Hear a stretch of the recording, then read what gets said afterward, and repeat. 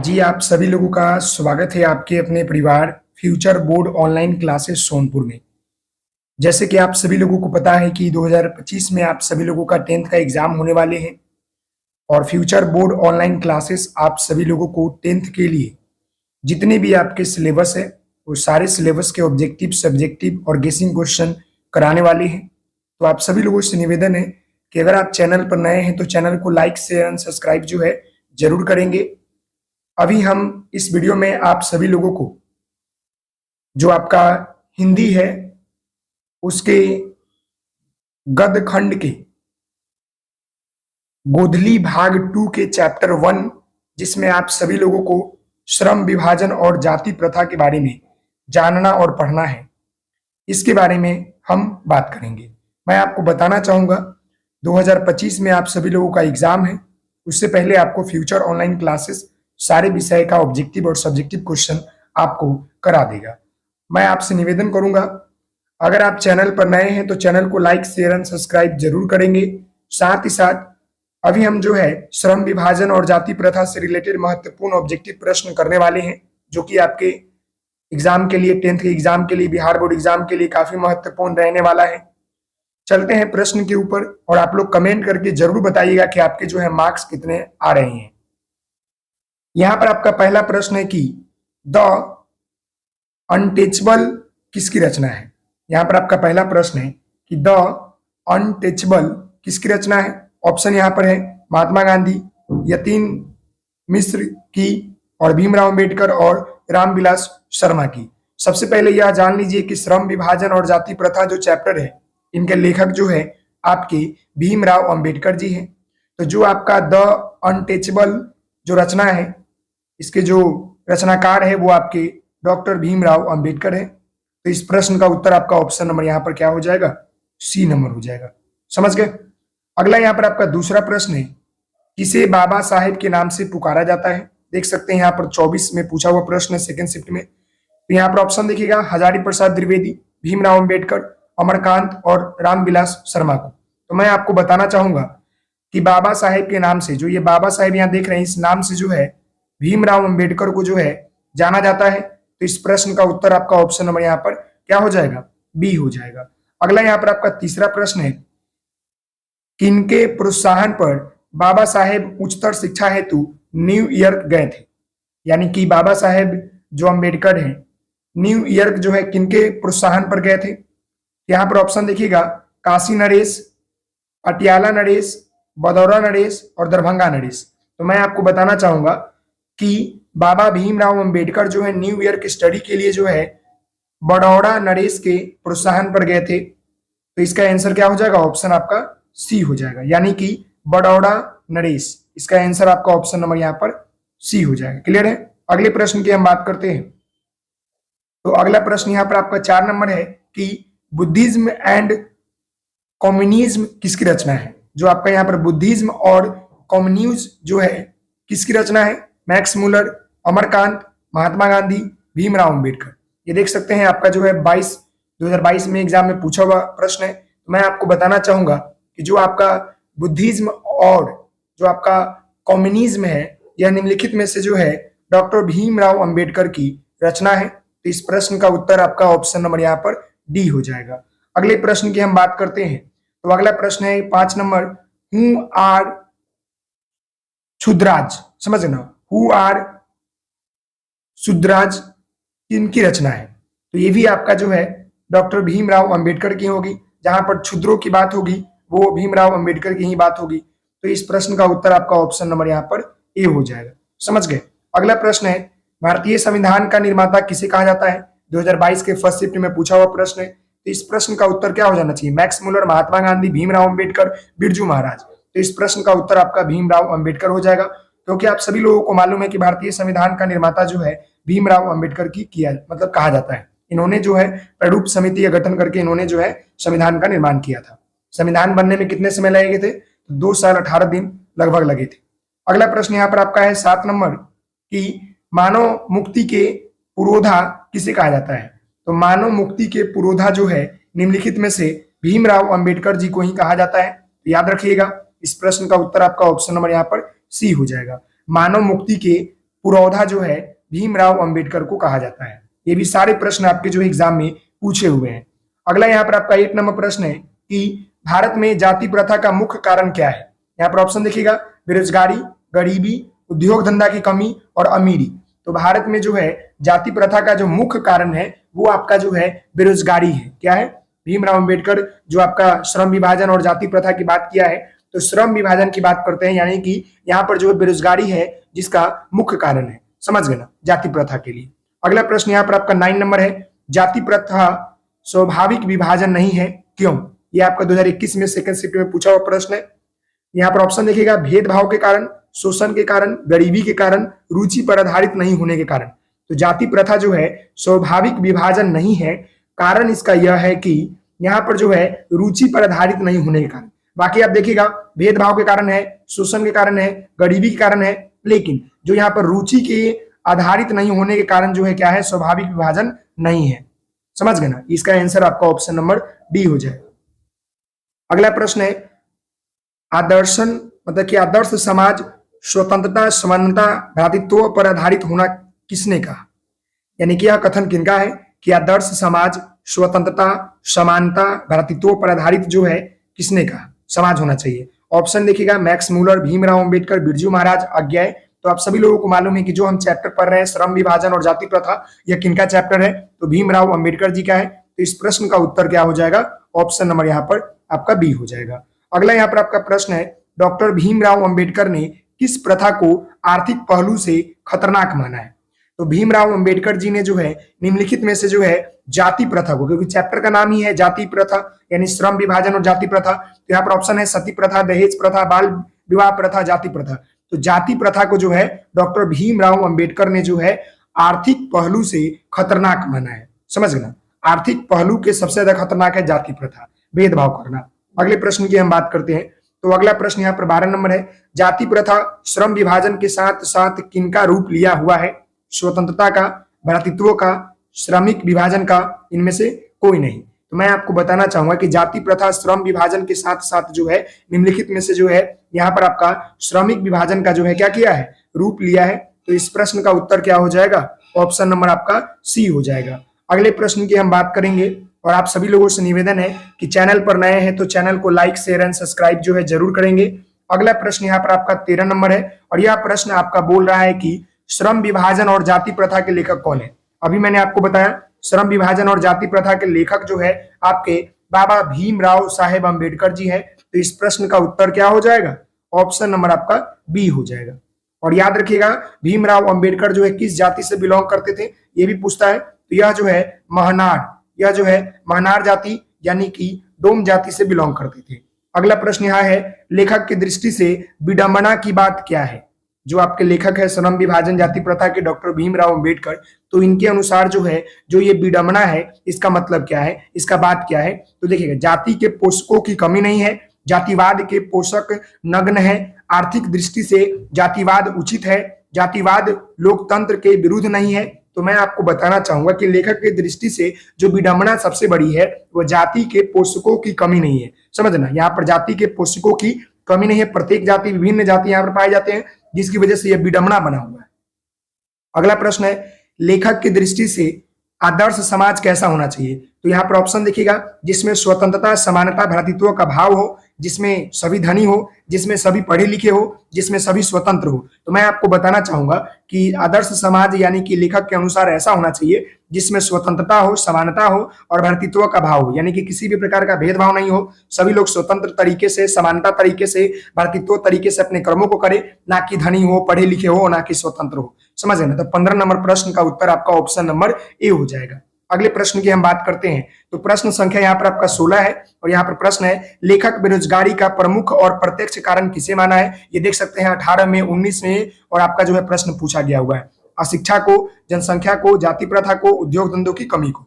तो मैं आपको बताना चाहूंगा लेखक जो है बेरोजगारी का मुख्य कारण यानी श्रम विभाजन और जाति प्रथा में लेखक जो है बेरोजगारी का मुख्य कारण जो है जाति प्रथा को मानता है। तो इस प्रश्न का उत्तर आपका ऑप्शन नंबर यहाँ पर सी हो जाएगा। अगला यहाँ पर आपका 17 नंबर प्रश्न है, अंबेडकर की दृष्टि से भाईचारों की वास्तविक रूप कैसा होना चाहिए? यानी कि अंबेडकर की दृष्टि से भाईचारा का जो वास्तविक रूप होता है वो कैसा होना चाहिए? ऑप्शन देखिएगा, दूध और शक्कर के मिश्रण की तरह, दूध और पानी के मिश्रण की तरह, तिल और तरुण के मिश्रण की तरह, पानी और नमक के मिश्रण की तरह। तो अंबेडकर की दृष्टि से भाईचारा का मिश्रण यानी कि वास्तविक रूप जो है दूध और पानी के मिश्रण की तरह होना चाहिए। जिस प्रकार जो है देखते हैं दूध और पानी मिलकर जो है एकदम समान हो जाता है, उसी प्रकार होना चाहिए। तो इस प्रश्न का उत्तर क्या हो जाएगा? इस प्रश्न का उत्तर आपका ऑप्शन नंबर यहाँ पर बी हो जाएगा, यानी कि अंबेडकर की दृष्टि से भाईचारे का वास्तविक रूप दूध और पानी के मिश्रण की तरह होना चाहिए। अगले प्रश्न की हम बात करते हैं। अगला प्रश्न यहाँ पर है कि आपका 18 नंबर, भारतीय संविधान के निर्माता में महत्वपूर्ण भूमिका किसने निभाई? भीमराव अंबेडकर, ज्योतिबा फुल्ले, ज्योतिराव गोपालाचार्य मतलब कि राजा गोपालाचार्य, महात्मा गांधी। तो मैं आपको बताना चाहूंगा कि संविधान के निर्माण में सबसे महत्वपूर्ण योगदान जो है भीमराव अंबेडकर ने अपनाया था, निभाया था। तो इस प्रश्न का उत्तर आपका ऑप्शन नंबर यहाँ पर क्या हो जाएगा? ए हो जाएगा। अगला प्रश्न यहाँ पर आपका 19 नंबर, सभ्य समाज की आवश्यकता क्या है? जाति प्रथा, श्रम विभाजन, अणुबम, दूध पानी। तो मैं आपको बताना चाहूंगा कि सभ्य संस्कृति कहने का मतलब होता है ऐसा मतलब कि संस्कृति, ऐसा समाज जहां पर जो है सभी लोगों का श्रम विभाजन हो, जहां पर जाति प्रथा कम हो, भेदभाव कम हो। तो इस प्रश्न का उत्तर आपका हो जाएगा श्रम विभाजन। यानी कि सभ्य समाज की आवश्यकता क्या है? कि श्रम विभाजन हो, सभी लोगों का काम करने का जो तरीका है और काम जो है वो अलग अलग हो। अगला प्रश्न है 20 नंबर, निम्नलिखित रचनाओं में से कौन सी रचना डॉक्टर भीमराव अंबेडकर की है? The castes in India, the untouchable, you are they, who are, Shudras, इनमें से सभी। तो इस प्रश्न का उत्तर मैं आपको बता दूं कि इसका हो जाएगा ऑप्शन नंबर डी, क्योंकि ये तीनों, the castes in India, the untouchable, you are they और यू आर शुद्राज, ये सभी, यानी कि इसका आंसर आपका ऑप्शन नंबर डी हो जाएगा। जितने भी ये मतलब रचनाएं हैं ये सारे जो है भीमराव अंबेडकर की रचनाएं हैं। समझ गए? यहाँ तक इन बच्चों को दिक्कत तो नहीं है ना? बाबू आपसे निवेदन करेंगे, चैनल पर नए होंगे तो चैनल को लाइक, शेयर एंड सब्सक्राइब जरूर करेंगे, ताकि बेहतर तैयारी आप जो है कर सके और सारे प्रश्नों का उत्तर आप सही सही दे सके। यहाँ पर अगला प्रश्न है, आधुनिक सभ्य समाज श्रम विभाजन की आवश्यकता क्यों माना है? कार्यकुशलता के लिए, भाईचारा के लिए, रूढ़िवादिता के लिए, इनमें से कोई नहीं। तो मैं आपको बता दूं कि आधुनिक सभ्य समाज श्रम विभाजन को आवश्यक इसलिए माना है ताकि जो है कार्यकुशलता के लिए माना गया है। तो इस प्रश्न का उत्तर आपका ऑप्शन नंबर यहाँ पर ए हो जाएगा। समझ गए? अगले प्रश्न की हम बात करते हैं। अगला प्रश्न है, श्रम विभाजन और जाति प्रथा पाठ बाबा साहेब की किस भाषा का संपादित अंत है? तो मैं आपको बताना चाहूंगा कि अंश जो है आपका श्रम विभाजन और जाति प्रथा जो है बाबा के जो है एनिहिलेशन ऑफ कॉस्ट जो मतलब रचनाएं है उससे जो है क्या है कि आपका भाषण का आपका संपादित है। इस प्रश्न का उत्तर आपका ऑप्शन नंबर सी हो जाएगा। क्लियर है? अगला प्रश्न है, यहाँ पर देखिएगा कि प्राथमिक शिक्षा प्राप्त करने के बाद अंबेडकर यानी बाबा भीमराव अंबेडकर जी उच्चतर शिक्षा प्राप्त करने के लिए कहाँ गए? न्यूयॉर्क, इटली, दक्षिण अफ्रीका, दक्षिण कोरिया। अभी ऊपर आपने देखा है कि जब उच्चतम शिक्षा प्राप्त करने के लिए न्यूयॉर्क गए थे तो किसने मतलब उनको प्रोत्साहन किया? तो बड़ौदा नरेश ने प्रोत्साहन किया था। तो इस प्रश्न का उत्तर आपका क्या हो जाएगा? ऑप्शन नंबर सी हो जाएगा कि न्यूयॉर्क जो है उच्चतम पढ़ाई के लिए गए थे और किसने प्रोत्साहन किया था? तो ये भी याद रखिएगा कि आपके जो है बड़ौदा, समझना, बड़ौदा नरेश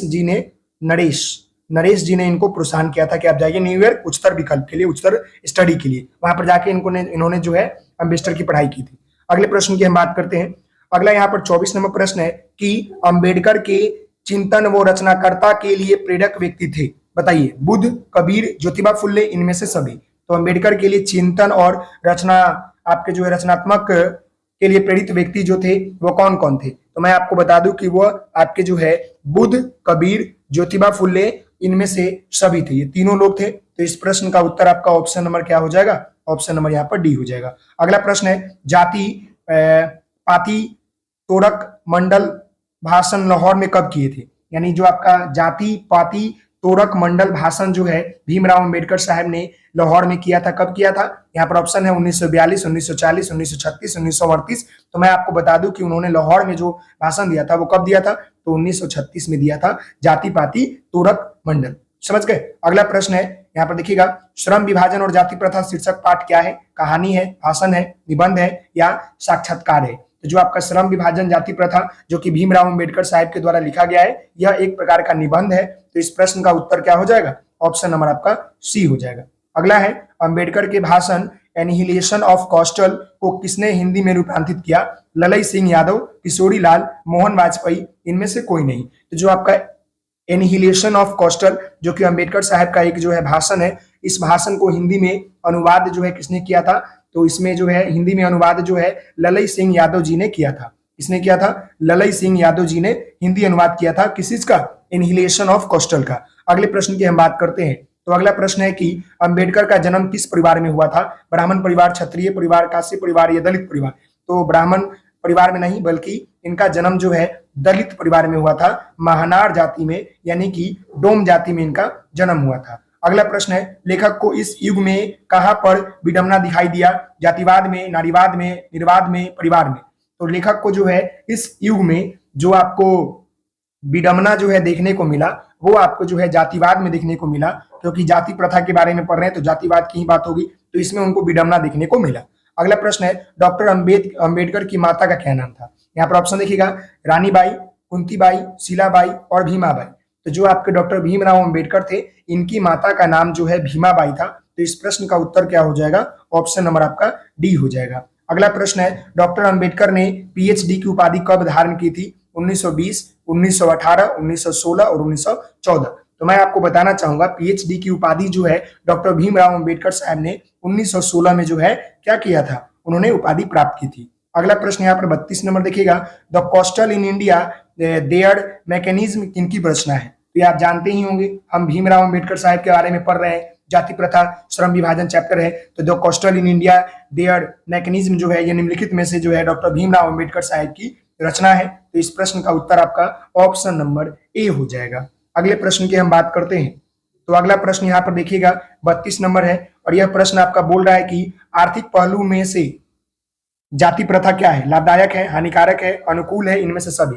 तो मैं आपको बताना चाहूंगा कि आर्थिक पहलू से भी जाति प्रथा जो है काफी हानिकारक है। जाति प्रथा यानी जहां पर भेदभाव हो, ये बहुत ही हानिकारक है। अगला प्रश्न यहाँ पर 34 नंबर, खाली स्थान पेशे का दोषपूर्ण पूर्ण निवारण करती है? श्रम विभाजन, जाति प्रथा, प्रत्यक्ष, लोकतंत्र? तो मैं आपको बताना चाहूंगा कि पेशे का दोषपूर्ण मतलब कि निर्धारण करती है, वो आपका होता है जाति प्रथा। चैप्टर के बारे में पढ़ रहे हैं भीमराव अम्बेडकर साहब। तो जाति प्रथा पेशे को दोषपूर्ण निर्धारण करती है। अगला प्रश्न है यहाँ पर देखिएगा 35 नंबर, जाति प्रथा भारत में बेरोजगारी का एक जो है सबसे महत्वपूर्ण कारण बनी हुई है? प्रत्यक्ष, प्रमुख, ए बी दोनों, इनमें से कोई नहीं? तो जाति प्रथा भारत में बेरोजगारी का एक जो है प्रत्यक्ष और प्रमुख जो है कारण बनी हुई है। तो इस प्रश्न का उत्तर आपका ए और बी दोनों होगा। 35 नंबर का ऑप्शन नंबर यहाँ पर सी होगा। अगला प्रश्न यहाँ पर देखिएगा 36 नंबर, मुख्य नायक क्या है? अखबार है, पत्रिका है, पुस्तक है, कहानी संग्रह है? तो जो मुख्य नायक है यह एक प्रकार का जो है पत्रिका है, समझ गए ना, भीमराव अम्बेडकर के द्वारा निकाला गया था शायद। अगला है, डॉक्टर भीमराव अंबेडकर की मृत्यु कब और कहां हुई थी? तो डॉक्टर भीमराव अंबेडकर की जो मृत्यु है यह जो है आपका निम्नलिखित में से मैं आपको बताना चाहूंगा कि 1956 में दिल्ली में हुआ था। कहां हुआ था? इनका मृत्यु जो है दिल्ली में हुआ था 1956 ईस्वी में। अगले प्रश्न की हम बात करते हैं। तो भीमराव अंबेडकर साहब का जन्म जो है कब हुआ था?